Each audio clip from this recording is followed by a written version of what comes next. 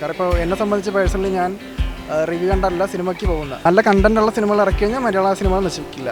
മാസത്തിൽ ചവറ് പോലെ സിനിമകൾ ഇറങ്ങുന്നുണ്ട്.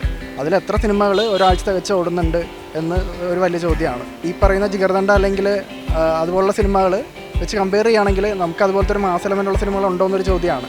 മാസ് എലമെൻറ്റ്സ് അല്ലെങ്കിൽ മാസ് സിനിമകൾ നമ്മുടെ മലയാളി പ്രേക്ഷകർ ആഗ്രഹിക്കുന്നുണ്ട്. പക്ഷേ അതിനൊത്ത സിനിമകൾ ഇവിടെ ഇല്ല എന്ന് തന്നെ തോന്നിയിട്ടുണ്ട്. ഹലോ, നിങ്ങൾ സ്റ്റുഡൻ്റ് ആണോ? അതെ, ഇപ്പോൾ പഠിക്കുന്നു. പേരെന്താണ്? എൻ്റെ പേര് അബിര.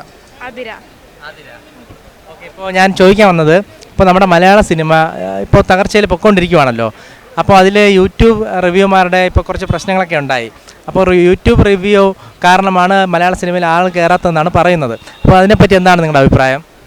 അത് ഒരു നല്ല അക്യൂസേഷൻ അല്ല ആക്ച്വലി. കാരണം നമ്മളതിനോട് ഒട്ടും യോജിക്കുന്നുമില്ല. കാരണം സിനിമ എപ്പോഴും വിജയിക്കുന്നത് വേർഡ് ഓഫ് മൗത്ത് കാരണം തന്നെയാണ്. കാരണം ഇപ്പോൾ എന്നെ സംബന്ധിച്ച് പേഴ്സണലി ഞാൻ റിവ്യൂ കണ്ടല്ല സിനിമയ്ക്ക് പോകുന്നത്. പക്ഷേ ഒരു ക്യൂരിയോസിറ്റി കാരണം അല്ലെങ്കിൽ ചില സിനിമകൾ സ്പെസിഫിക്കലി കാണണം തോന്നിയിട്ടാണ് പോകുന്നത്. അങ്ങനെ പോകുമ്പോഴും എന്താ പറയണ്ടേ, നമ്മളാ കണ്ടൻറ്റ് നോക്കിയിട്ടാണ് പോകുന്നത്. ലൈക്ക് വേറെ ഒരാൾ വിചാരിച്ചാലൊന്നും ഈ പറയുന്ന ഇൻഡസ്ട്രിയെ നശിപ്പിക്കാൻ സാധിക്കില്ല ഒരിക്കലും. അപ്പോൾ യൂട്യൂബ് റിവ്യൂ കാരണം മലയാള സിനിമ നശിക്കില്ല എന്നാണ് നിങ്ങൾ പറയുന്നത് അല്ലേ? നല്ല കണ്ടൻറ്റുള്ള സിനിമകൾ ഇറക്കി കഴിഞ്ഞാൽ മലയാള സിനിമകൾ നശിപ്പിക്കില്ല. നമ്മളിപ്പോൾ പോകുന്ന ട്രാക്കിലാണ് പോകുന്നതെങ്കിൽ വളരെ കാലം മുന്നോട്ട് പോകാൻ സാധ്യതയില്ലെന്നും അഭിപ്രായമുണ്ട്. കാരണം ഇപ്പോൾ നമ്മളിപ്പോൾ ഒരാഴ്ച തന്നെ നോക്കിക്കഴിഞ്ഞാൽ ഒരു മാസത്തിൽ ചവറ് പോലെ സിനിമകൾ ഇറങ്ങുന്നുണ്ട്. അതിൽ എത്ര സിനിമകൾ ഒരാഴ്ച വെച്ച് ഓടുന്നുണ്ട് എന്ന് ഒരു വലിയ ചോദ്യമാണ്. അതിൻ്റെ പുറകിൽ യൂട്യൂബർമാരാണെന്ന് പറഞ്ഞു കഴിഞ്ഞാൽ അത് ഒട്ടും ശരിയല്ല. കാരണം യൂട്യൂബർമാർ ചർച്ച ചെയ്യാത്ത അല്ലെങ്കിൽ റിവ്യൂ ചെയ്യാത്ത ഒരുപാട് സിനിമകളുണ്ട്. അതൊക്കെ അങ്ങനെ നോക്കുകയാണെങ്കിൽ അതൊക്കെ ഇപ്പോഴും ഹൗസ്ഫുള്ളായിട്ട് ഓടേണ്ടതാണ്. ഇപ്പോൾ ഏതൊരു ഇൻഡസ്ട്രി എടുത്ത് നോക്കിയാലും അവിടെ എല്ലാം ബിഗ് ബഡ്ജറ്റ് സിനിമകളും അതേപോലെ തന്നെ സിനിമയുടെ പേരെല്ലാം ഭയങ്കര അട്രാക്റ്റീവ് ആയിരിക്കും.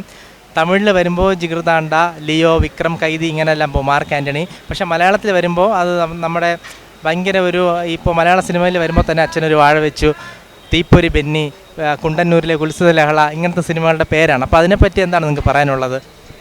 അത് ഒന്ന് നോക്കിക്കഴിഞ്ഞാൽ ഈ പറയുന്ന ജിഗർദണ്ഡ അല്ലെങ്കിൽ അതുപോലുള്ള സിനിമകൾ വെച്ച് കമ്പയർ ചെയ്യുകയാണെങ്കിൽ നമുക്ക് അതുപോലത്തെ ഒരു മാസ് എലമെൻ്റ് ഉള്ള സിനിമകൾ ഉണ്ടോ എന്നൊരു ചോദ്യമാണ്. ഇപ്പോൾ കുറേ വർഷത്തിന് ശേഷം ഒരു മാസ് എലമെൻറ്റിൽ വന്നൊരു സിനിമയാണ് RDX. അതിൻ്റെ പേര് നല്ല രസമില്ലേ? പക്ഷേ അതുപോലുള്ള മാസ് എലമെൻറ്റ്സ് അല്ലെങ്കിൽ മാസ് സിനിമകൾ നമ്മുടെ മലയാളി പ്രേക്ഷകർ ആഗ്രഹിക്കുന്നുണ്ട്. പക്ഷേ അതിനൊത്ത സിനിമകൾ ഇവിടെ ഇല്ല എന്ന് തന്നെ തോന്നിയിട്ടുണ്ട്. അപ്പോൾ സിനിമയുടെ പേര് ഏതായാലും കണ്ടൻറ്റ് നല്ലതാണെങ്കിൽ സിനിമ വിജയിക്കും എന്നാണല്ലേ പറയുന്നത്? അങ്ങനെയാണ് പറയേണ്ടത്. കണ്ടൻറ്റാണ് ആഫ്റ്റർ ഓൾ പ്രാധാന്യം കൊടുക്കേണ്ടത്. അതുതന്നെ ആയിരിക്കും വിജയിക്കുക.